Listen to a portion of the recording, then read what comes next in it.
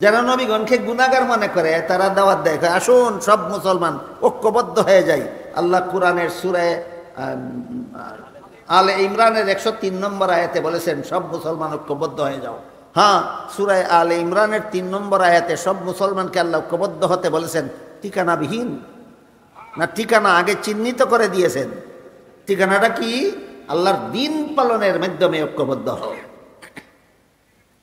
আপনারা যদি ধৈর্যের সাথে কিছুক্ষণ শুনবেন বলেন, তাহলে আল্লাহর দিন বলতে আল্লাহ কি বুঝালেন বিষয়টা আমি ক্লিয়ারলি আপনাদের সামনে তুলে ধরতে চাই, যেন ভ্রান্ত মতবাদীরা কোনোদিন বিশুদ্ধ মতবাদী মুসলমানদেরকে ঐক্যের দাওয়াত দেওয়ার মতো বেহায়ামি করতে না পারে, নির্লজ্জতা যেন প্রদর্শন করতে না পারে। প্রসিদ্ধ একটা হাদিস আছে, মুহাদ্দিসিনে কেরামের পরিভাষায় হাদিসটাকে হাদিসে জিবরিল বলা হয়। আমি অন্য প্রসঙ্গে এই হাদিসটা এই মাহফিলে, এই মাদ্রাসার মাহফিলে অন্য এক বছর আমি আপনাদেরকে বলেছি, আজকে আরেক প্রসঙ্গে বলতেছি। প্রসিদ্ধ একটি হাদিস আছে, মুহাদ্দিসিনে কেরামের পরিভাষায় হাদিসটাকে হাদিসে জিবরিল বলা হয়। কারণ সেই হাদিসে উল্লেখ আছে জিবরিল ফিরিস্তা রাসূল করিম সাল্লাল্লাহু আলাইহি ওয়াসাল্লামের কাছে একজন অচেনা মানুষের আকৃতি ধারণ করে এসেছিলেন। এই কথাটা মনে রাখুন। কেমন মানুষের? এই অচেনা শব্দটা মনে রাখুন, একটু পরে কাজে লাগবে। জিবরিল ফিরিস্তা একজন অচেনা মানুষের আকৃতি ধারণ করে রাসূলের কাছে এসেছিলেন, মুখোমুখি হয়ে বসেছিলেন, কতগুলি প্রশ্ন করেছিলেন। রাসূল জবাব দেওয়ার পর জিবরিল চলে গেলেন। উপস্থিত সাহাবাদের রাসূল জিজ্ঞাসা করলেন, কোন লোকটা এসে আমার সাথে প্রশ্নোত্তর করে চলে গেল, তোমরা কি চিনতে পেরেছ? সাহাবাগণ বলেন, আমরা চিনতে পারিনি। এবার বলুন কেন চিনতে পারলেন না? হ্যাঁ, ঠিক আছে, এই হচ্ছে না। সাহাবা যখন বললেন আমরা চিনতে পারিনি, তখন রাসূল বলেন, হাদা জিবরিলু আতাকুম ইউআল্লিমুকুম দীনাকুম। জিবরিল ফিরিস্তা এসেছিলেন, আমাকে প্রশ্ন করবেন আর আমি জবাব দেব, এর মাধ্যমে তোমরা তোমাদের দিন শিখে নিবে। এর মাধ্যমে তোমরা তোমাদের দিন শিখে নিবে। এই হাদিসের জিবরিলের মধ্যে আল্লাহর রাসূল দীর্ঘ 23 বৎসরে সাহাবায়ে কেরামকে যে দিন প্র্যাকটিক্যালি শিক্ষা দিয়েছিলেন, দুনিয়ার থেকে বিদায় হওয়ার মাত্র কয়েকদিন আগে এই হাদিসে জিবরিলের মধ্যে এই পরিপূর্ণ দিন সাহাবায়ে কেরামের সামনে এই দিনের সংজ্ঞা উল্লেখ করে গেছে। থিওরিক্যালি দিনের সংজ্ঞা উল্লেখ করে গেছে। এখানে উল্লেখ আছে জিবরিল ফিরিস্তা রাসূলকে জিজ্ঞাসা করেছিলেন, মাল ঈমান, ঈমান কাকে বলে? জবাবে রাসূল ঈমানের 6টা মূল কথা বলে দিয়েছিলেন। আমি আল্লাহ বিশ্বাস করি, ফিরিস্তা বিশ্বাস করি, আসমানি কিতাব বিশ্বাস করি, নবী রাসূল বিশ্বাস করি, তকদীর বিশ্বাস করি, পরকালের চিরস্থায়ী জীবন বিশ্বাস করি। কথা হইল, এই হলো ঈমানের 6টা মূল কথা। এর সাথে আরো যত আনুষঙ্গিক কথা আছে সবগুলিকে সবিস্তারে দলিল প্রমাণ সহ আকাবিরিনে উম্মত একটা ফন্নে মুদাব্বান করেছেন, একটা শাস্ত্রে বিন্যস্ত করেছেন। পরিভাষাগতভাবে শাস্ত্রটাকে ইলমে আকাইদ বলা হয়, ইলমে কালামও বলা হয়। সারমর্ম হল জিবরিলের এই প্রশ্নের জবাবে রাসূল তার উম্মতকে ইলমে আকাইদ শিক্ষা দিয়েছে। ইলমে আকাইদের সংজ্ঞা যদি আমি কিতাবের ভাষায় বলি আপনারা সকলে বুঝবেন না, শুধু মাদ্রাসার ছাত্ররা বুঝবে। এই জন্য সকলে বুঝার মতো করে আমি আমার আঙ্গিকে বলি, ইলমে আকাইদ কাকে বলে? আল্লাহর যে সমস্ত বিধিবিধান শুধুমাত্র অন্তরে বিশ্বাস করতে হয়, শরীরের অঙ্গ প্রত্যঙ্গের দ্বারা পালন করার কিছু নাই, এই সমস্ত বিধান জানার নাম ইলমে আকাইদ। যেমন সমস্ত জগতের সৃষ্টিকর্তা একমাত্র আল্লাহ, যে অন্তরে বিশ্বাস করতে হয়। কি করতে হয়? আল্লাহ লা শরীক, অন্তরে বিশ্বাস করতে হয়। আদম আলাইহিস সালাম সর্বপ্রথম নবী, অন্তরে বিশ্বাস করতে হয়। মুহাম্মাদুর রাসূলুল্লাহ সাল্লাল্লাহু আলাইহি ওয়াসাল্লাম সর্বশেষ নবী, অন্তরে বিশ্বাস করতে হয়। সমস্ত নবী রাসূলগণ আজীবন বেগুনাহ, অন্তরে বিশ্বাস করতে হয়। আল্লাহর যে সমস্ত বিধান শুধু অন্তরে বিশ্বাস করতে হয়, শরীরের অঙ্গ প্রত্যঙ্গের দ্বারা পালন করতে হয় না, এমন বিধান জানার নাম ইলমে আকাইদ। জিবরিলের প্রথম প্রশ্নের জবাবে রাসূল তার উম্মতকে ইলমে আকাইদ শিক্ষা দিলেন। এবার জিবরিল দ্বিতীয় প্রশ্ন করলেন, মাল ইসলাম, ইসলাম কাকে বলে? জবাবে রাসূল ইসলামের 5টা মূল কথা বলে দিলেন। ইমানের মূল কথা 6টা, আর ইসলামের মূল কথা 5টা। ইসলামের মূল কথা 5টা। একটা হইল মুখে কলেমা উচ্চারণ করা, 5 বেলা নামাজ কায়েম করা, রমজান মাসে রোজা রাখা, ধনী হলে যাকাত দেওয়া, আর সামর্থ্যবানের হজ করা। এই 5টা মূল কথার সাথে আরও যত আনুষঙ্গিক কথা আছে সবগুলিকে সবিস্তারে দলিল প্রমাণ সহ আকাবিরিনে উম্মতের শীর্ষস্থানীয় আলেমগণ আরেকটি শাস্ত্রে বিন্যস্ত করেছেন। পরিভাষাগতভাবে সেই শাস্ত্রটাকে ইলমে ফিকহ বলা হয়। সারমর্ম হল জিবরিলের দ্বিতীয় প্রশ্নের জবাবে রাসূল তার উম্মতকে ইলমে ফিকহ শিক্ষা দিয়েছেন।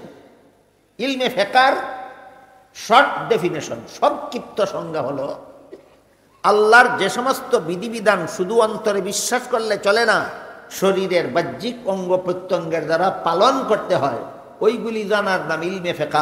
যেমন ওযুর 4 ফরজ অন্তরে বিশ্বাস করলে উযু হয় না, হাত মুখ ধুইতে হয়। তাইলে উযু ইলমে আকাইদের বিষয় না ইলমে ফিকহর বিষয়? নমাজের 13 ফরজ বিশ্বাস করলে নামাজ হয় না, রুকু সেজদা করতে হয়। তাইলে নামাজ ইলমে আকাইদের বিষয় না ইলমে ফিকহর বিষয়? জিবরিলের দ্বিতীয় প্রশ্নের জবাবে রাসূল তার উম্মতকে ইলমে ফিকহ শিক্ষা দিলেন। এবার জিবরিল 3 নম্বর প্রশ্ন করলেন, মাল ইহসান, নির্বেজাল ইবাদত কোনটা? জবাবে আল্লাহর রাসূল নির্বেজাল ইবাদতের 2টা মূল কথা বলে দিলেন। ইমানের মূল কথা 6টা, ইসলামের মূল কথা 5টা, নির্বেজাল ইবাদতের মূল কথা 2টা। নির্বেজাল ইবাদতের মূল কথা 2টা। রাসূলের ভাষায় হাদিসের তর্জমা ব্যাখ্যা করে বলতে গেলে সময় লম্বা হবে, আপনাদের বুঝতে কঠিন হবে। এই জন্য আমি সারমর্মটা তুলে ধরছি আপনাদের সাথে। নির্বেজাল ইবাদতের 2টা মূল কথার একটা হলো, আল্লাহ সদা সর্বদা তোমার সামনে আছেন। আছেন কি? আল্লাহ কোরআনের এক আয়াতে বলেন, কুল্লিল্লাহিল মাশরিকু ওয়াল মাগরিব ফাআইনামা তুওয়াল্লু ফাসাম্মা ওয়াজহুল্লাহ। হে রাসূল করিম সাল্লাল্লাহু আলাইহি ওয়াসাল্লাম, আপনি বলে দিন, পূর্ব পশ্চিম উত্তর দক্ষিণ নির্বিশেষে আল্লাহ সব দিকেই আছেন, তোমরা যেদিকেই ফিরবা সেদিকেই আল্লাহ আছেন। ক্লিয়ার হয়ে গেল, আল্লাহ সদা সর্বদা আমার সামনে আছে। কিন্তু দুনিয়ার জীবনে কোনো মানুষের চর্মচুকে আল্লাহকে দেখার মতো পাওয়ার দেওয়া হয় না, আল্লাহর পক্ষ থেকেই দেওয়া হয় না। কেন দেওয়া হয় না? দিলেই তো দেখবে। আপনার চোখে যদি দুনিয়াতে আল্লাহকে দেখার মতো পাওয়ার দিতেন, আপনি দুনিয়ার জীবনেই আল্লাহকে দেখতেন, কিন্তু তখন আপনার ইমানটা গ্রহণযোগ্য হইতো না। আল্লাহ না দেখে ইমান আনলে ইমান কবুল হয়। বুঝে থাকলে বলুন তো, দুনিয়ার জীবনে আল্লাহকে দেখার মতো পাওয়ার আমাদের চোখে না দিয়া আল্লাহ আমাদের বঞ্চিত করলেন না ইমান কবুল হওয়ার ব্যবস্থা করলেন? এটা এমন একটা মহামূল্যবান কথা যেটা সব মুসলমানের জানা থাকা দরকার। আল্লাহ সর্বদাই আমার সামনে আছেন, আমার দৃষ্টিশক্তির অভাবে আমি দেখি না। পরকালে এই অভাব থাকবে না। পরকালে আল্লাহ সমস্ত মুমিন বান্দাদের চোখে আল্লাহকে চাক্ষুষভাবে দেখার পাওয়ার দেওয়া হবে। সমস্ত মুমিন বান্দারা পরকালে আল্লাহকে পূর্ণিমার চন্দ্রের চেহারা পরিষ্কারভাবে দেখতে পাবে। গেল নির্বেজাল ইমানের একটা মূল কথা, নির্বেজাল ইবাদতের একটা মূল কথা, আল্লাহ সর্বদাই আমার সামনে আছেন, কিন্তু আমার দৃষ্টিশক্তির অভাবে আমি দেখি না। এই মর্মটা আল্লাহ রসুল যে শব্দ দিয়ে বুঝাইছেন সেটা হলো কান্না কাতারাহু, কান্না বলেছেন। আর একটা মূল কথা হইল তুমিও সর্বদা আল্লাহর সামনে আছো। একটা মূল কথা হইল আল্লাহ আছেন আমার সামনে সর্বদা, আর একটা মূল কথা হইল আমি আছি আল্লাহর সামনে সর্বদা। বলুন তো আপনারা কি সর্বদা আল্লাহর সামনে আছেন কিনা? মাঝে মধ্যে আল্লাহর অগোচরেও থাকেন না সর্বদাই আল্লাহর সামনে থাকেন? এবার বলুন, আল্লাহরও কি দেখার গুণে কিছু অভাব আছে? তাহলে তো আল্লাহ সর্বদাই আমাকে দেখেন। আল্লাহ সর্বদা আমায় দেখেন। আমি যখন চুরি করি তখনও আল্লাহ আমাকে দেখেন, আমি যখন ডাকাতি করি তখনও আল্লাহ আমাকে দেখেন, আমি যখন সুদ খাই তখনও আল্লাহ আমাকে দেখেন, আমি যখন ঘুষ খাই তখনও আল্লাহ আমাকে দেখেন, আমি যখন দুর্নীতি করি না। বাংলাদেশের কোনো মুসলমান দুর্নীতি করে না। কেন দুর্নীতি করে? ওই যে আল্লাহ আমাকে দেখেন, এই বিশ্বাসে ভেজাল আছে। ভেজাল বিশ্বাসে কি আছে? আমি ভেজালটাই আপনাদের সামনে তুলে ধরতে চাই। একটু কঠিন হবে, গভীর মনোযোগে শোনার চেষ্টা করবেন। আল্লাহ সর্বদাই আমাকে দেখেন, এই বিশ্বাস থাকা সত্ত্বেও একদল মুসলমান চুরি করার সাহস, একদল মুসলমান ডাকাতি করার সাহস, একদল মুসলমান খুন করার সাহস, একদল মুসলমান জিনা বেবিচার করার সাহস, একদল মুসলমান সুদ খাওয়ার, ঘুষ খাওয়ার, মদ খাওয়ার সাহস, একদল মুসলমান দুর্নীতি জালিয়াতির সাহস কেন পায়? কারণ হলো আল্লাহ আমাকে দেখেন, এই বিশ্বাসটা জাগ্রত নয়, ঘুমন্ত। বিশ্বাস জাগ্রত না ঘুমন্ত? আমি তো আশা করি আমার কথা বুঝে থাকলে আপনারা প্রত্যেকে মনে মনে টের পাবেন আল্লাহর প্রতি আপনাদের কার বিশ্বাস জাগ্রত আর কার বিশ্বাস ঘুমন্ত। না টের পাওয়া যায় না? আমারটা আপনি টের নাও পেতে পারেন, আপনারটা আমি টের নাও পেতে পারি। প্রত্যেকে মনে মনে টের পাওয়ার কথা যে আমার বিশ্বাসটা, আমার ইমানটা কতটুকু জাগ্রত। বুঝাবার জন্য উদাহরণ দিচ্ছি। ধরুন আপনার দেওয়াল ঘেরা বাড়ির ভিতরে রাতে যেন চোর ঢুকতে না পারে, সেজন্য আপনি একজন বেতনভোগী পাহারাদার গেটে বসাইয়া রাখলেন। বলুন, পাহারাদার গেটে বসা থাকলে চোর ঢুকতে পারবে? কিন্তু পাহারাদার যদি আপনার গেটে সোফায় বসে বসে সারা রাত ঘুমায়, চোর ঢুকতে পারবে কিনা? বলতে হবে আপনাদের, পাহারাদার বসা অবস্থায় চোর ঢুকে কিভাবে? ঠিক এই জবাব। আল্লাহ আমাকে দেখেন, বিশ্বাস করার পরে আমি দুর্নীতিবাদ হই কিভাবে? আমার ইমান ঘুমায়। ক্লিয়ার হইল কথা? এই বিশ্বাসকে যদি আমি জাগ্রত করতে পারি, আমার পাহারাদার জাগ্রত থাকবে, কোন চোর আমার ইমানের ঘরে ঢুকতে পারবে। এর উদাহরণ হলো, মুফাসসিরিন কেরাম তাফসীরের কিতাবে লিখেছেন, ইউসুফ আলাইহিস সালামের সাথে জিনা করার জন্য জুলেখা একটা খাস কামরায় নিয়ে গেছিল। সেই কামরার এক পাশে কোন একটা কিছু পর্দা দ্বারা ঢাকা ছিল। ইউসুফ আলাইহিস সালাম জুলেখাকে জিজ্ঞেস করলেন, কামরার এক পাশে পর্দা দিয়ে কি ডেকে রেখেছো?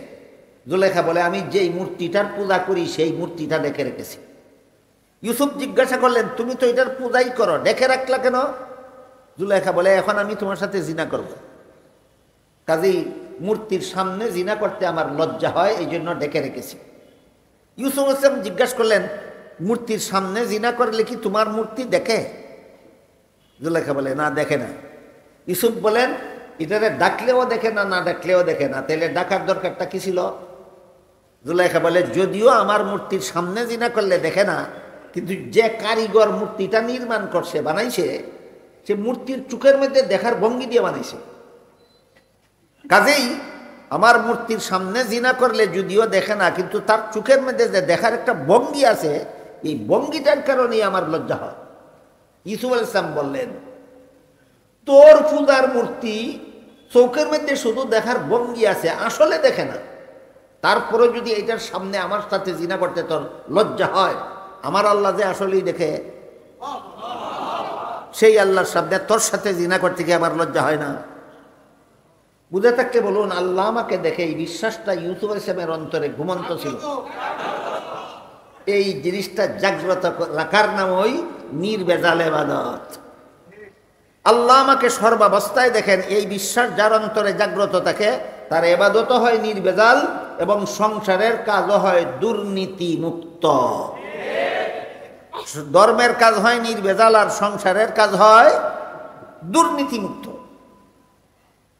তাই আল্লাহ রসুল নির্ভেজাল ইবাদতের দুইটা মূল কথা বলে দিলেন, একটা আল্লাহ সর্বদা তোমার সামনে আছেন, আর একটা তুমি সর্বদা আল্লাহর সামনে আছো।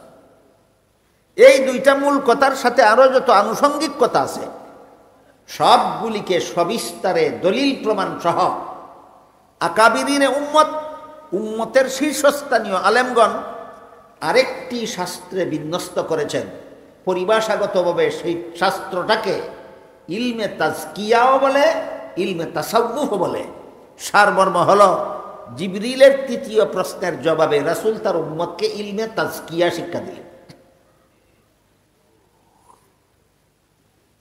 ইলমে তাজকিয়ার ডেফিনেশন, আল্লাহর যে সমস্ত বিধিবিধান অন্তরে শুধু বিশ্বাস করলেই চলে না, আর শরীরের অঙ্গ বাহ্যিক অঙ্গের দ্বারা পালনও করা যায় না, বরং বিশ্বাসও করতে হয় অন্তরের দ্বারা, পালনও করতে হয় অন্তরের দ্বারা।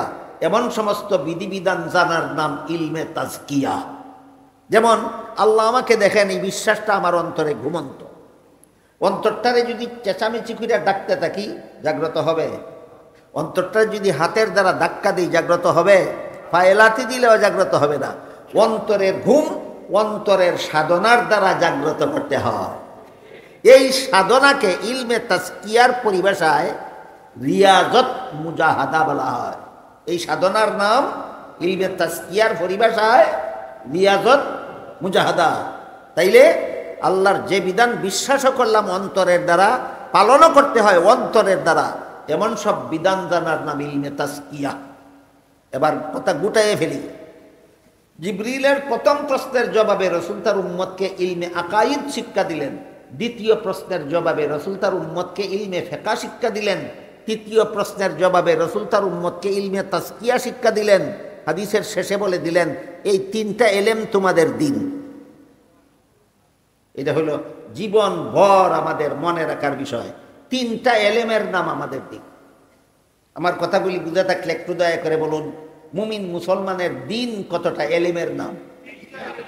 1 নম্বর ইলমে আকাইদ, 2 নম্বর ইলমে ফিকহ, 3 নম্বর ইলমে তাজকিয়া। ভুলে যাবেন না, মনে রাখুন। আবার আসুন সূরা আলে ইমরানের 103 নম্বর আয়াত। আল্লাহ বলেন, হে মুমিন মুসলমানেরা, আল্লাহর দিন পালনের মাধ্যমে ঐক্যবদ্ধ। ইলমে আকাইদের সিদ্ধান্ত মেনে নিয়ে ঐক্যবদ্ধ হও। ইলমে ফিকহর সিদ্ধান্ত মেনে নিয়ে ঐক্যবদ্ধ হও।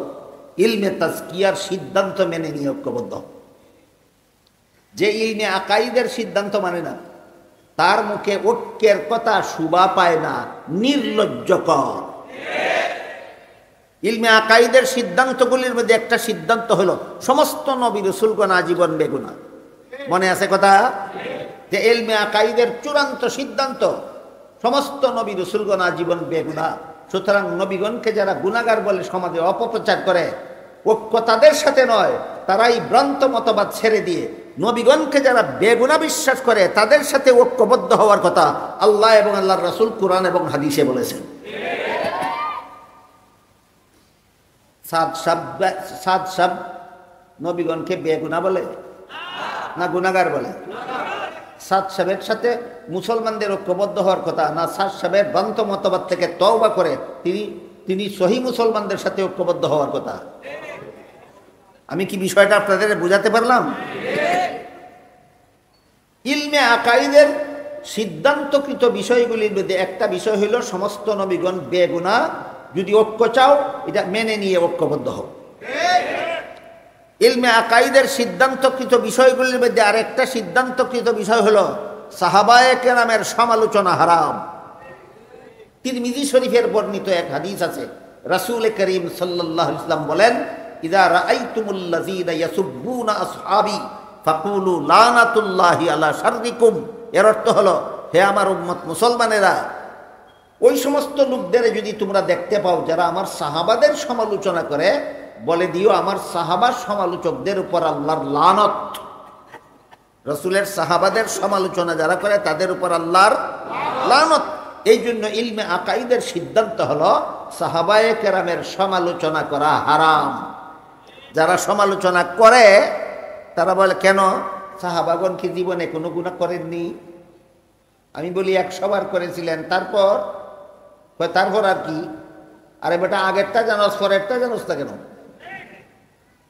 তারপরে কি? তারপরে আল্লাহ বলেন শুনুন, তারপরে কি? তারপরে সাহাবাগণ গুনাহ করেছিলেন, প্রথম জীবনে অনেক গুনাহ করেছিলেন। তারপরে কি শুনুন, আল্লাহ বলেন, ইন্নাল্লাযীনা ইয়াগুদ্দুনা আসওয়াতাহুম ইনদা রাসূলিল্লাহি উলাইকাল্লাযীনা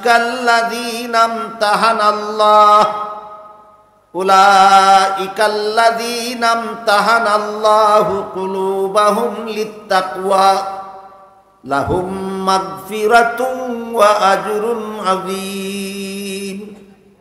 নিশ্চয়ই যারা রাসূলের দরবারে গেলে আস্তে কথা বলে। আপনারাই বলুন, রাসূলের দরবারে গেলে আস্তে কথা বলতো কারা? সাহাবায়ে। আল্লাহ বলেন, এদের অন্তরকে আমি তাকওয়ার ব্যাপারে পরীক্ষা করেছি। পরীক্ষার আংশিক ফলাফল ঘোষণা দিয়ে আল্লাহ বলেন, লাহুম মাগফিরাতুন, তাদের অতীত জীবনের সকল গুনাহ মাফ করে দিয়েছি।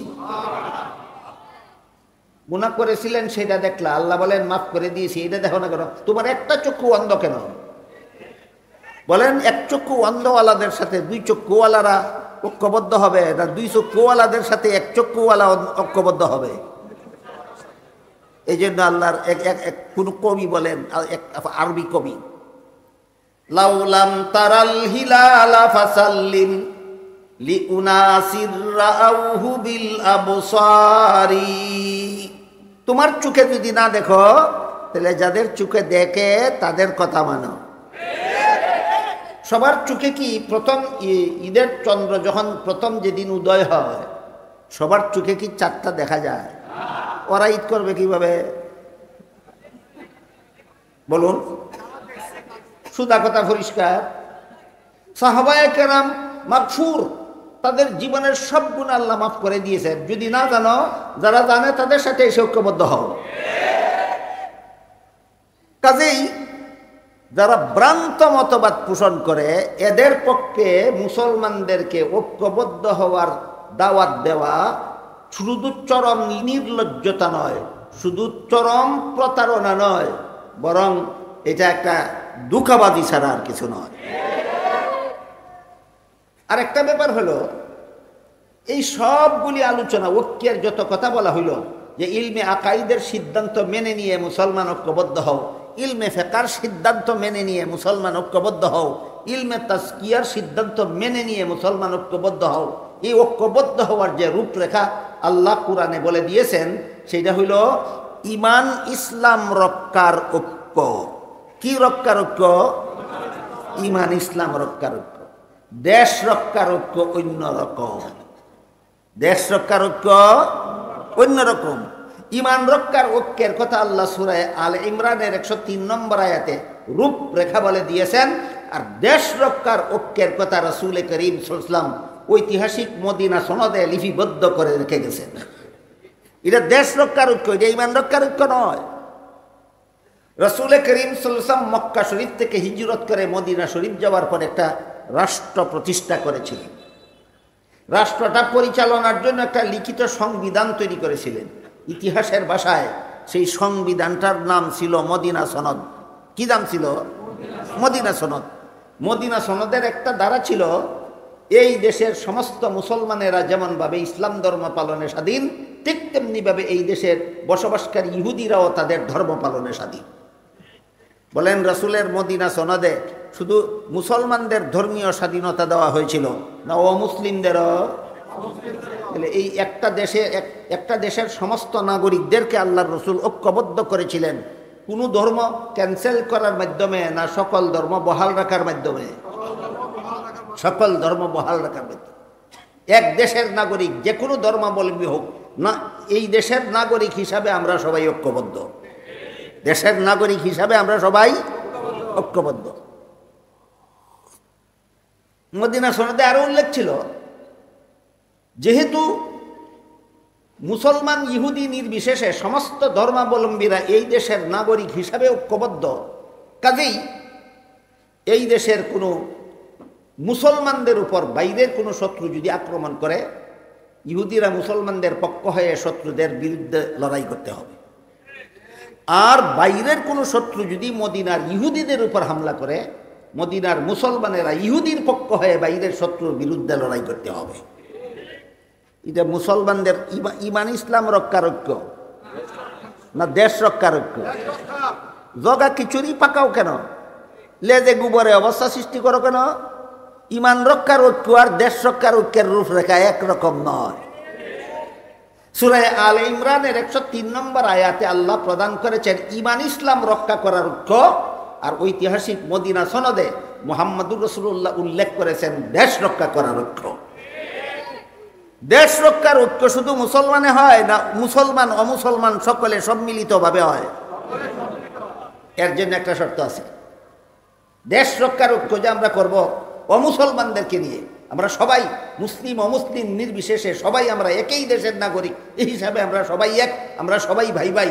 এর জন্য একটা শর্ত আছে। কি শর্ত? মদিনা সনদে উল্লেখ ছিল, এই দেশে বসবাস করতে হইলে সংবিধানের ধারা মেনে নিতে হবে। এর দ্বারা রাসূল শিক্ষা দিলেন দেশ রক্ষার ঐক্য যে ও মুসলমানদেরকে নিয়ে মুসলমানেরা করবে, দেশ রক্ষার ঐক্য যে মুসলমানদেরকে নিয়ে ও মুসলমানেরা করবে, শর্ত হইল আইন শৃঙ্খলা সবাইকে মেনে নিতে হবে। এই দেশে বসবাস করি মুসলমানরা যেমন এই দেশের আইন শৃঙ্খলা মেনে চলতে বাধ্য, এই দেশের অমুসলমানেরাও এই দেশের আইন অমুসলিম নাগরিকেরাও এই দেশের আইন শৃঙ্খলা মেনে নিতে বাধ্য। যদি আইন শৃঙ্খলা লঙ্ঘন করে তোমার হয়তো দৃষ্টান্তমূলক শাস্তি হবে, আর না হয় তোমার নাগরিকত্ব বাতিল হবে। সুতরাং বাংলাদেশে যত হিন্দু আছে এক দেশের নাগরিক হিসাবে আমরা তাদের সাথে ঐক্যবদ্ধ, বাংলাদেশে যত ইহুদি আছে একই বাংলাদেশের নাগরিক হিসাবে আমরা তাদের সাথে ঐক্যবদ্ধ, বাংলাদেশে যত বৌদ্ধ আছে একই দেশের নাগরিক হিসাবে আমরা সবাই তাদের সাথে ঐক্যবদ্ধ। বিনা শর্তে না আইন শৃঙ্খলা মেনে নেওয়ার শর্তে? ইসকন নামের সংগঠন বাংলাদেশের আইন শৃঙ্খলা চরমভাবে লঙ্ঘন করেছে। ইসকনের সদস্য এবং সমর্থকদের বাংলাদেশের নাগরিক হয়ে থাকার অধিকার নাই। হয়তো এদেরকে দেশদ্রোহী হিসাবে দৃষ্টান্তমূলক শাস্তি দিতে হবে, আর না হয় এদের বাংলাদেশের নাগরিকত্ব বাতিল করতে হবে।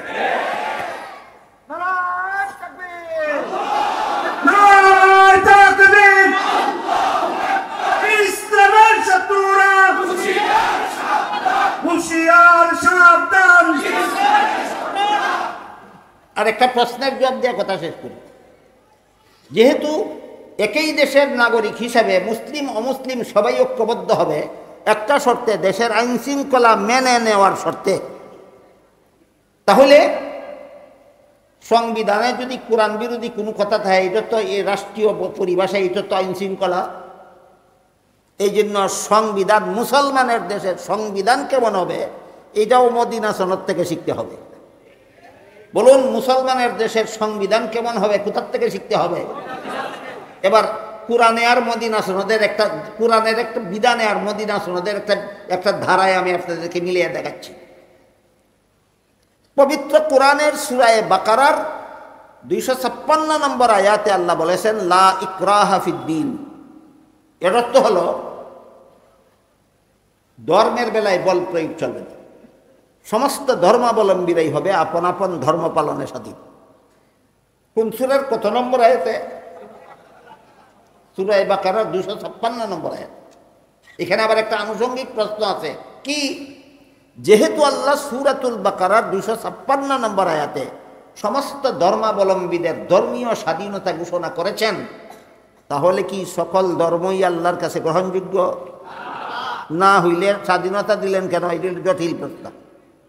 না হইলে স্বাধীনতা দিলেন কেন? এই প্রশ্নের জবাব জেনে হোক না জেনে হোক আবার এখানে এসে আরেক দল জ্ঞান পাপীরা জগা খিচুড়ি পাকাবার প্রয়াস চালায়। এরা ইসলাম ছাড়া অন্য ধর্মকেও আল্লাহর কাছে গ্রহণযোগ্য বলতে চায়।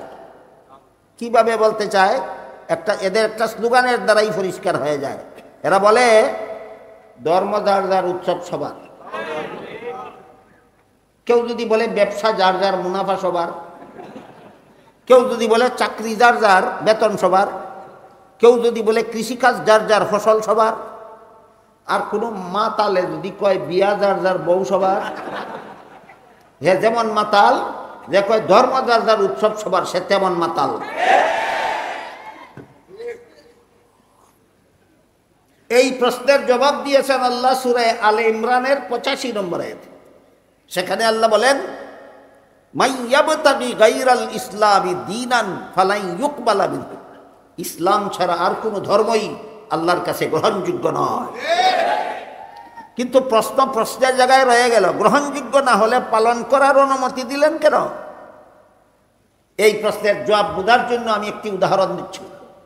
যে কোনো শিক্ষা প্রতিষ্ঠানের ছাত্রদের লেখাপড়া সমাপ্ত হওয়ার পর যখন পরীক্ষা নেওয়া হয়, পরীক্ষার্থী ছাত্ররা প্রশ্নপত্র হাতে নিয়ে যখন পরীক্ষার হলে বসে, সব ছাত্ররাই কি প্রশ্নের সঠিক জবাব লেখে? না অনেকে ভুল লেখে। ভুল লেখার দ্বারা পাশ করবে না, নিশ্চিত ফেল করবে। নিশ্চিত ফেল করবে জানা কথা। লেখার স্বাধীনতা দিলেন কেন? আর স্বাধীনতাই যদি দিবেন তাহলে ফেল করবে কেন? এই প্রশ্নের যেই জবাব ওই প্রশ্নের সেই জবাব।